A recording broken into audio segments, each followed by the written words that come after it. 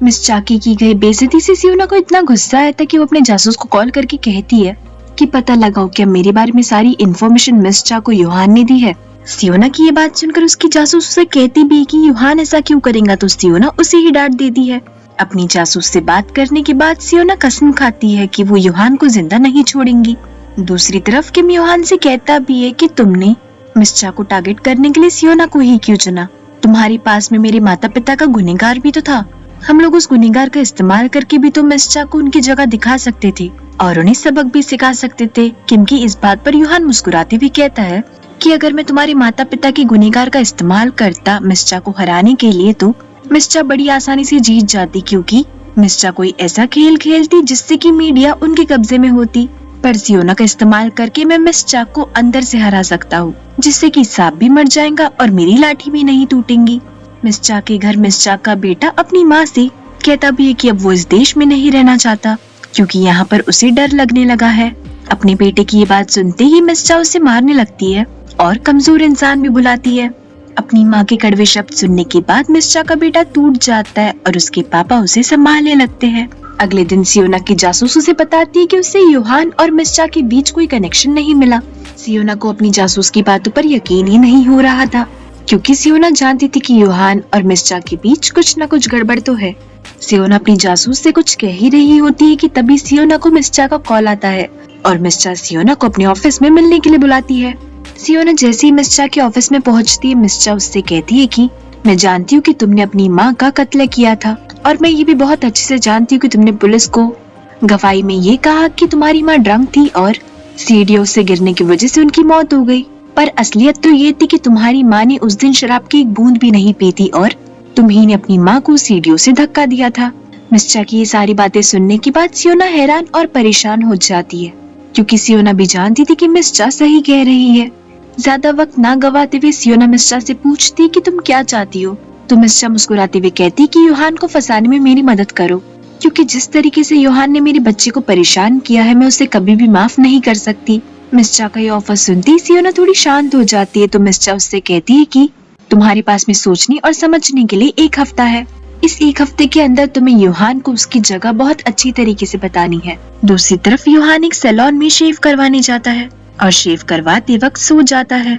जैसे यूहान की आंख लगती है, उस नाई की जगह सियोना आ जाती है और यूहान की शेव करने लगती है। सियोना यूहान के कान में यूहान का नाम भी पुकारती है, जिससे कि यूहान की आंखें खुल जाती है। सियोना यूहान से पूछती है कि तुमने मेरी सारी इन्फॉर्मेशन मिस चा को क्यों दी। सियोना के इस सवाल का यूहान जवाब देते हुए कहता है कि मैंने मिस चा को तुम्हारी सारी इन्फॉर्मेशन इसलिए दी क्योंकि तुम मेरा साथ दे सको मिस चा का असली चेहरा सबके सामने लाने में। यूहान की ये बात सुनते ही सियोना उससे कहती भी है कि अगर तुम्हें मेरा साथ ही चाहिए था तो मुझसे डायरेक्टली मांग लेते ना, मिस चा को बीच में इन्वॉल्व करने की क्या जरूरत थी। सियोना की इस बात पर यूहान मुस्कुराते हुए कहता है कि मुझे आसान रास्ते पसंद नहीं आते और इसीलिए तो तुम मुझे पसंद भी करती हो ना, क्योंकि मैं बिल्कुल तुम्हारे जैसा हूँ। यूहान की ये बात सुनती सियोना थोड़ी इमोशनल हो जाती है और ये तय करती है कि आगे की लड़ाई में वो यूहान का साथ देंगी। यूहान भी सियोना को अपने घर पर इनवाइट करता है ताकि उन दोनों की पुरानी यादें ताजा हो सके। यूहान के घर पहुंचकर सियोना को अपने बचपन की याद आने लगती है और वो उन लम्हों को फिर से जीने लगती है। सियोना किम, यूहान और एलिया के साथ में डिनर भी करती है।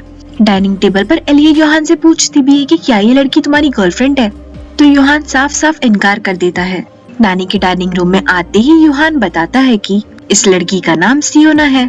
सियोना का नाम सुनते ही नानी के होश उड़ जाते हैं, क्योंकि वो जानती थी कि सियोना ही वो नौकरानी है जिसने यूहान के कहने पर 2nd फ्लोर से छलांग मारी थी। थोड़ी देर बाद यूहान को अलग ले जाकर सियोना उससे कहती भी कि तुमने ये बात नानी को क्यों बताई, तो यूहान कहता है कि मुझे तुम्हारे साथ खेलना बहुत पसंद है। साथ ही साथ यूहान सियोना से ये भी कहता है कि तुम्हें याद है तुमने मुझे एक ऑफर दिया था कि तुम मुझे ऊंचाई पर पहुंचाऊंगी। अब मैं भी उस ऊंचाई को छूना चाहता हूँ, तुम्हारा हाथ पकड़ के जैसे तुम चाहती थी।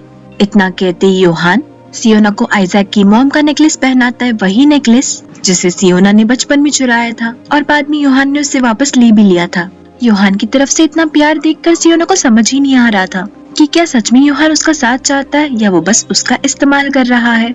सियोना के जाने के बाद किम यूहान से पूछता है कि तुम्हें क्या लगता है कि सियोना हमारा साथ देंगी या मिस चा का, तो यूहान कंफ्यूज होकर कहता है कि इस बार में अभी हम कुछ कह नहीं सकते क्योंकि सियोना काफी अनप्रिडिक्टेबल है। अगले दिन चेयरमैन पार्क जिंजू को अकेले मिलने के लिए बुलाते हैं। जिंजू जब चेयरमैन पार्क से मिलने जाती तो वहाँ पर चेयरमैन मिन भी मौजूद थे। चेयरमैन मिन और चेयरमैन पार्क चाहते थे कि जिंजू एसआरएफ का नया चेहरा बने, मतलब इनडायरेक्टली वो लोग जिंजू को यूहान के खिलाफ इस्तेमाल करना चाहते थे। और जिंजू की बातों से भी लग रहा था कि वो इस काम में उन दोनों का साथ देंगी। घर पर किम की वजह से एलिया और यूहान की अच्छी खासी बॉन्डिंग हो रही थी। अगले दिन सियोना मिस्चा को उस लड़की से मिलवाती है जिसने मिस्चा के बेटे के खिलाफ कोर्ट में झूठी गवाही दी थी यूहान के कहने पर। ये वही लड़की थी जिसने यूहान के कहने पर मिस्चा के बेटे के खिलाफ झूठी गवाही दी थी ताकि बाकी लोगों का भी साहस बढ़े और वो भी मिस्चा के बेटे की सच्चाई सबके सामने ला सके। सियोना जैसी इस लड़की की सच्चाई मिस्चा को बताती है, मिस्चा सियोना से पूछती कि लड़की हमारी क्या काम की है। तो सियोना मुस्कुराते हुए कहती कि क्यों ना हम इस लड़की की सच्चाई पूरे देश को बताएं और यूहान का असली चेहरा सबके सामने लाए। सियोना का ये प्लान मिस्चा को बहुत पसंद आता है और वो जल्द से जल्द एक प्रेस कॉन्फ्रेंस अरेंज करवाती है। उस प्रेस कॉन्फ्रेंस में मिस्चा यूहान को भी बुलाती है और पूरे देश के सामने यूहान से पूछती है कि अब तक की जितनी भी सुनवाई हुई है उसमें से तुमने कितने लोगों को खरीदा है ताकि वो झूठी गवाही दे सके। मिस्चा के इन इल्जामों से यूहान साफ साफ इनकार करने लगता है। तभी मिस्चा जेयू केमिकल फैक्ट्री वाले केस की बात करते हुए कहती है कि तुमने डॉक्टर सेफ्टी को भी खरीदा था ना। मिस्चा के सारे इल्जाम सुनने के बाद यूहान उनसे कहता है कि आपके पास में क्या सबूत है कि मैंने लोगों की गवाही खरीदी है। यूहान का ये स्टेटमेंट सुनते ही मिस्चा उस लड़की को बुलाती है जिसने उनके बेटे के खिलाफ झूठी गवाही दी थी। वो लड़की जैसे ही कोर्ट के अंदर आती है उसके तेवर ही बदल जाते हैं और वो पासा पलटते हुए कहती है कि मिस्चा ने उसे यूहान के खिलाफ झूठी गवाही देने के लिए मजबूर किया। साथ ही साथ वो लड़की ये भी कहती है कि मिस्चा ने उसकी माँ को किडनैप करके रखा है ताकि वो यूहान के खिलाफ इस लड़की का इस्तेमाल कर सके। उस लड़की की गवाही सुनती ही मिस्चा समझ जाती है कि यूहान और सियोना ने मिलकर उन्हें फंसाया है। मिस्चा अपनी बेगुनाही सबके सामने साबित करने की कोशिश भी करती है पर कोई उनकी बात सुनने के लिए तैयार ही नहीं था क्योंकि ये प्रेस कॉन्फ्रेंस खुद मिस्चा ने अरेंज करवाई थी। इसी बात का फायदा उठाते हुए यूहान किम के माता पिता के गुनहगार को प्रेस कॉन्फ्रेंस में बुलाता है जहाँ पर वो गुनहगार खुद अपने मुंह से ये कहता है कि मिस्चा ने उसकी मदद की थी जेल से छूटने में और इसके बदले में उसने मिस्चा को एक मोटी रकम दी थी। अपना भांडा फूटने पर मिस्चा बौखला जाती है और सबसे कहने लगती है कि ये सब उन्हें फंसाने के लिए किया जा रहा है और वो अपने लॉयर के बिना एक शब्द भी नहीं कहेंगी। इतना बोलकर मिस्चा वहाँ से चली जाती है। बाहर आने के बाद मिस्चा अपनी सेक्रेटरी से कहकर यूहान के साथ एक प्राइवेट मीटिंग अरेंज करवाती है और साथ ही साथ मिस्चा अपने सेक्रेटरी से कहकर एक गन भी अरेंज करवाती है। मिस्टर सियोना को कॉल करके धमकी देते हैं कि अब वो उसका सच पूरी दुनिया को बता देंगी। तो सियोना हंसते हुए कहती है कि आपके जैसे धोखेबाज और झूठी औरत पर कौन यकीन करेगा। मिस्टर को सियोना के इस बात पर चिढ़ाने लगती क्योंकि उनके हाथ में सब कुछ होते हुए भी कुछ नहीं था।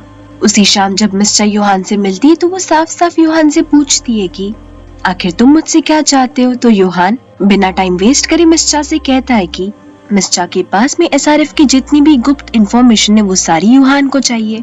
यूहान मिस्टर से ये भी कहता है कि अगर मिस्टर ने यूहान को एसआरएफ की सारी इंफॉर्मेशन दे दी तो वो मिस्टर को सुरक्षित इस मुसीबत से बाहर निकाल लेगा।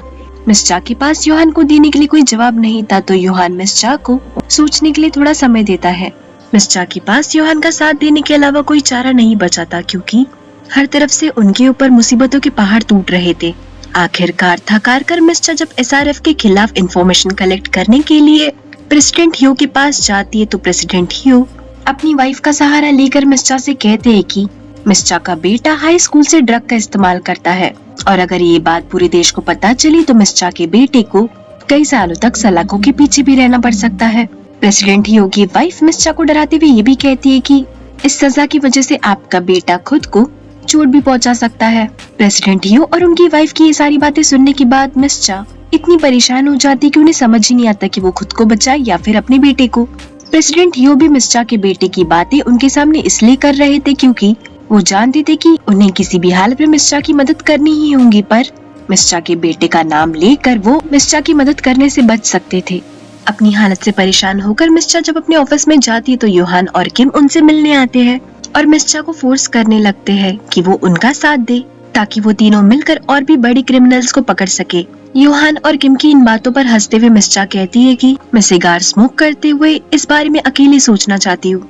यूहान और किम मिस्टर को प्राइवेसी देते हुए कमरे से बाहर चले जाते हैं। दूसरी तरफ मिस्टर के ऑफिस में सोयोन आती है। जस्टिस ऑफ मिनिस्ट्री की लिफ्ट खराब होने की वजह से सोयोन को स्टेयर्स से आना पड़ता है। ऊपर मिस्टर अपने ऑफिस में अपने बेटे के भविष्य के बारे में ही सोच रही थी। मिस्चा अपने बेटे को लेकर इतनी इमोशनल थी कि पहली बार उनकी आंखों से आंसू गिरे थे। अपने बेटे को याद करते हुए ही मिस्चा अपनी जान ले लेती है, उसी पिस्टल से जो कि उन्होंने अपने सेक्रेटरी से मंगाई थी। गनशॉट की आवाज सुनते ही योहान और किम भागते हुए मिस्चा के ऑफिस में जाते हैं, पर जब तक वो दोनों वहाँ पहुँचते हैं तब तक बहुत देर हो चुकी थी। मिस्चा इस दुनिया को छोड़कर जा चुकी थी। मिस्चा को इस हालत में देखकर किम योहान से कहता है कि हमें देरी ना करते हुए मिस्चा के पास मौजूद एसआरएफ के खिलाफ सबूत ढूंढने चाहिए। इतना कहकर किम मिस्चा की जेब छानने लगता है। तभी पीछे से सोयुन आती है और योहान से कहती है कि अपने हाथ ऊपर करो। सोयुन जैसे ही देखती है कि योहान के साथ किम भी मौजूद है, सोयुन के तो होश ही उड़ जाते हैं और इसी सीन के साथ एपिसोड खत्म होता है। Thank you so much everyone for watching this video till the end. I hope आपको ये वीडियो पसंद आई हो। जाने से पहले प्लीज वीडियो को लाइक और चैनल को सब्सक्राइब करना मत भूलना। मिलते हैं नेक्स्ट एपिसोड की एक्सप्लेनेशन में। Till then please take care of yourself. See या।